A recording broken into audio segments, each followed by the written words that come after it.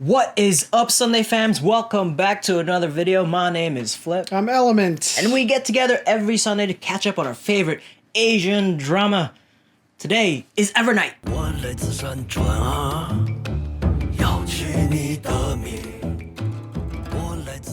Before we begin, I just wanted to make a quick statement. I hope everyone is trying to be safe in these times, practicing social distancing and self-quarantining, and just, being very mindful of, your contact with anyone you, hang out with. Wash your regularly. hands, and stay at home. If you can work from home, that's perfectly fine.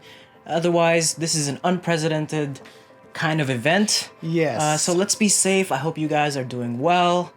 And let's get to it. Yeah, so since you're staying at home, we can give you this. We can give you first impressions of Evernight. Now, we've watched about 20 episodes in, and this is for a reason, because, let's just get it out of the way. This show is probably the worst offender of the beginning is slow, and you have to get through it. Now, some other dramas are like 1 or 2 episodes. This one, I think, for me personally, this one was about 6 or 7 episodes until I got interested in it. Yeah, and the lessons we've learned in all of these high fantasy dramas that we like to enjoy, you've got to stick through it. You got to get through the first couple episodes. For me, it was like 8 episodes at least, or 9 episodes at least.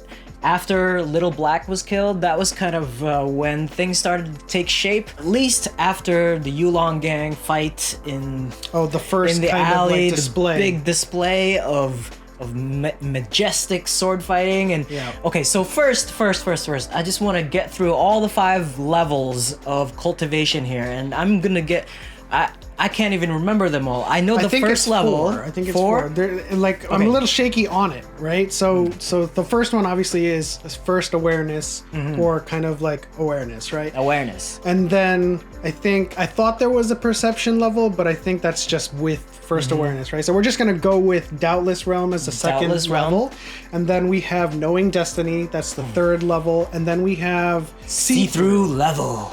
Oh, and then there's, of course, the divine stuff, the things that go beyond, divine talisman. There's just so many layers, so many plot points, so many stories, too many things to remember, but as long as you focus on the main character plot points and the story arcs, you'll be fine. Yeah, and that's why this kind of series suffers a lot from convolution, right? Because it gives you so much Tang, Yan, the Yulong gang conflict, the conflict between Ning Chue and his history and his past with that general, and then we have the Justice Hall, the Ziling, and the Revelation Hall, Light Hall, Justice Hall. Oh my God, there's so many things. High arc. Oh. But you know what? After the 10th episode, everything starts to come together, and you finally realize their connection with each other. And then what I appreciated the most about this particular series, that with Untamed and Handsome Siblings, we got just a foundational or a fundamental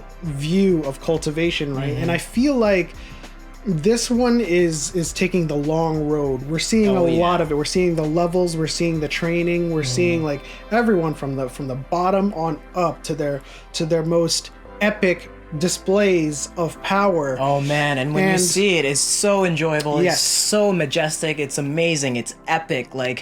Just the choreography or even the special effects are fascinating, because I have not seen anything like this. Well, we've been watching.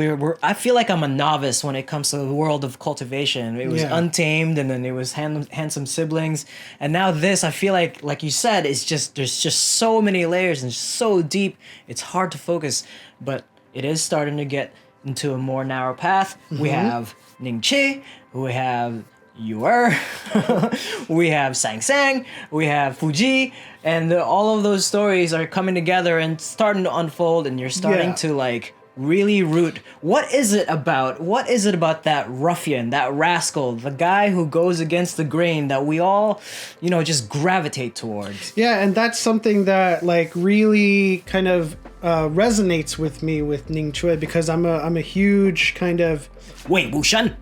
I'm a sucker for the underdog. I'm a sucker for the person who has natural talent, but is also hindered by that kind of physical barrier, right? Ning Chui, he's obviously very talented in martial arts. He grew up a tough life, but he's physically blocked from being able to cultivate, and that's something that you can't help. And, you know, it reminds me of Rock Lee in Naruto. He was very talented. He worked hard, but he just couldn't summon chakra. Right. And so he couldn't do all of that cool ninjutsu stuff, but he still had his talents, right? Okay, so at this point in the video, if you've not seen Evernight yet, leave.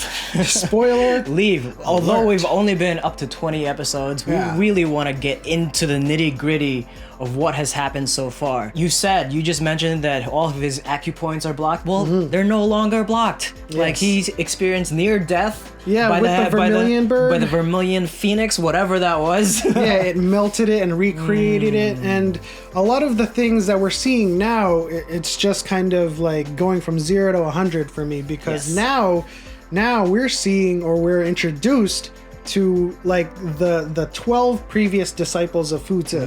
And, like, you know, sprinkled here and there, but, like, when you get those introductions, especially in anime, when you have like a team and then just like those captains come out and they're like all powerful. Now, which anime does this remind you It of? reminds me of Bleach, and like, Bankai. yeah, it just reminds me of like meeting the 12 division captains and just seeing how powerful they are. And in this case, when Ning Chui is ascending the mountain on the to the second floor, we get to see each one of their kind of powers or specialties in a small kind of degree. I love that scene with Second Bro when he's holding the sword and he just goes, Yes, and then the freaking mountains explode. It was so insane. And then we get to see some displays of like some of the other disciples. Some play the zither, some play the flute, and some are you know, they're playing with sand and putting rocks Seamstress, and nails. like sewing cloud needle. mist arrays. Oh my all of their goodness. powers coming together to create this like exam. And so that was a very exciting part for me. Now, at this part of the story, I am very intrigued with Longqing, who happens to be God's light or God's son or son of light, whatever.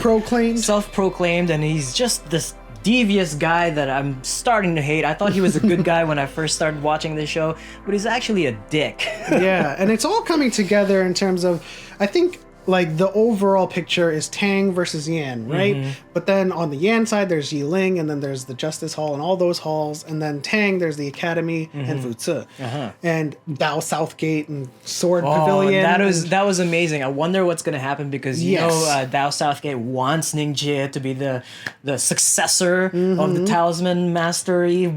Blah blah blah. This is like it's all up in the air from here, because we don't know where it's going. But you know, he has two paths in front of him, Ning Chui. He's the Divine Talisman successor. Ooh, yes. And he's also Fu Zi's disciple. 13th disciple, yes. So it's like, what is he going to do? Is he going to be a Divine Talisman master, or is he going to be whatever Fu Zi decides? Now, depending on what we've seen so far with Ning Chi, I believe that he's just going to choose both. You know, like, that's just part of his character. That's certainly possible. Right? Like, for everything that we've seen so far, he's not tied down to one specific thing or the other. He's only loyal to Sang Sang, himself, and his beliefs.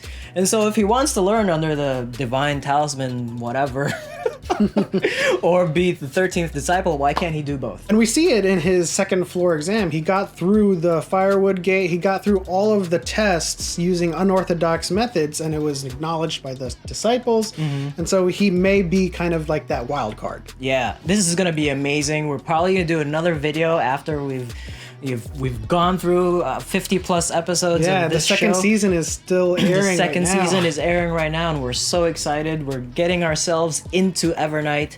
We're gonna cover season 2 whatever nefarious ways we can find to watch it. The one thing that still remains a question that I still do not know the answer to is that black umbrella. What is that black umbrella? Yeah. What are your thoughts? Methinks it's his life item. It's his eventual life item. Oh. And I think it has something to do with his past, more importantly his origin, because you know, we have one side saying he's the son of Hades, or he's like, you know, when the Vermilion Bird attacked him, right, they were saying, oh, the son of Hades lives. So there could be something to that point, you know, being the son of Hades, that has something to do with that black umbrella. And because we're novices in all of these high fantasy Chinese dramas, what is it about the umbrella? There's just something about the umbrella. We saw it in King's Avatar. We're perfect seeing weapon. it here. I mean, you can block with it. You can block with it, and obviously you can strike with it. And You can fly with it. It's very symbolic. So if you guys know the symbolism of an umbrella in Chinese culture, please leave it in the comment section below. But that'll do it for our first impressions of Evernight. If you enjoyed this video, please leave a like, and if you're new here, subscribe if you haven't subscribed, and hit the bell notification so you know when we post new videos. And as always, we'll see you in the next one.